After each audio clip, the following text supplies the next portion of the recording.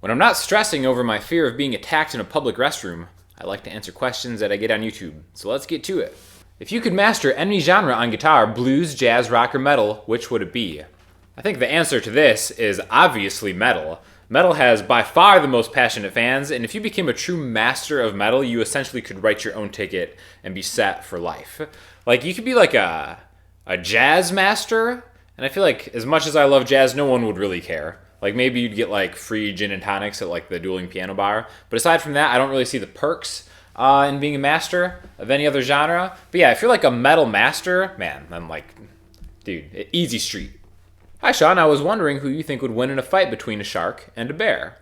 I mean, this question begs for some context. Like, obviously, whoever is in whose environment would win. So the way I'm going to answer this question is by establishing who the dominant creature is in his or her domain. So what I mean by that is, like, if you called a bear the shark of the woods, I feel like a bear would be pretty pleased with that. But if you called a shark the bear of the sea, I feel that would be kind of disrespectful to a shark. So I'm going to go ahead and say a shark would win in a fight because they are the most dominant creatures of the sea. You don't play blues. You don't feel it. When you start counting, you lost it. I am a professional guitar player, by the way.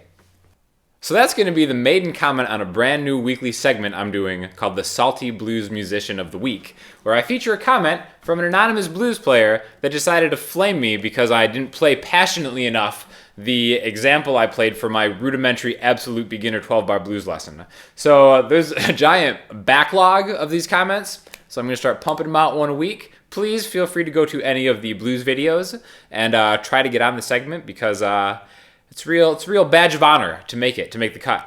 My favorite part of this comment was like, "You suck.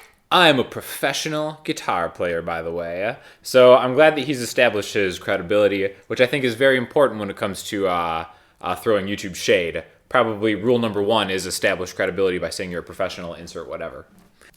Sean, great pedalboard tutorial. I only have a couple effects pedals I picked up along the way. However, do you suggest buying a pedalboard that comes with a power supply or purchase a power supply separately? Thanks, Navy Mark.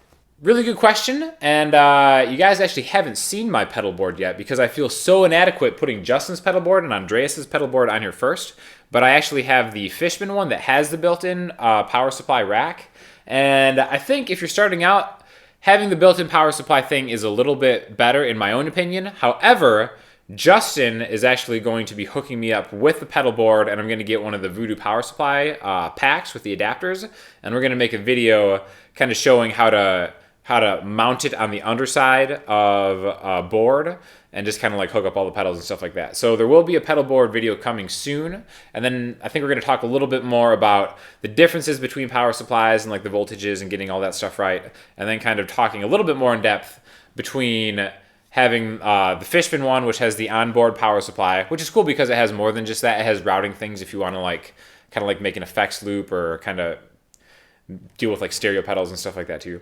So right now I'm sticking with the Fishman one, but Justin is going to try to convince me to go into the Voodoo Pedal Plus 2, I think is what we're looking at.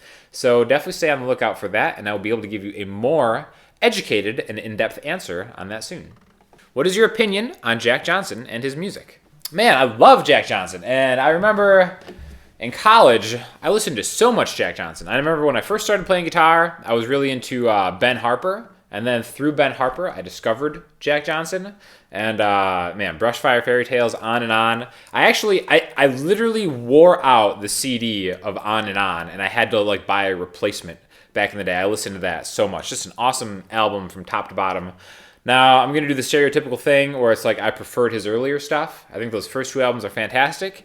After that, it got a little too cutesy for me at times. I have a complicated relationship with Banana Pancakes because I've taught that song so many times that I initially went from kind of hating that song to now I see Banana Pancakes as being the greatest children's song ever written, which I'm not sure if that's a compliment or an insult for him, but that's just kind of how I feel on the matter. Anyways, yeah, he was like so important for my development as a rhythm guitar player, and I feel like, you know, if you've heard like any of my stuff and like the covers and stuff, the acoustic covers especially, you can probably hear like a lot of Jack Johnson influences in just like my strumming pattern style, I suppose. But yeah, just a really great, tasteful player that those first 2 albums, if you haven't heard those albums, those are fantastic. And then ever since then, he's had kind of moments on everything, but I don't know. To me, Jack Johnson's always going to be Brushfire Fairy Tales and on and on. So for listening homework, I'm going to link you to some old school Jack Johnson, a song called Sexy Plexi, which I'd like to think is about a Marshall Plexi, but I'm pretty sure it's not.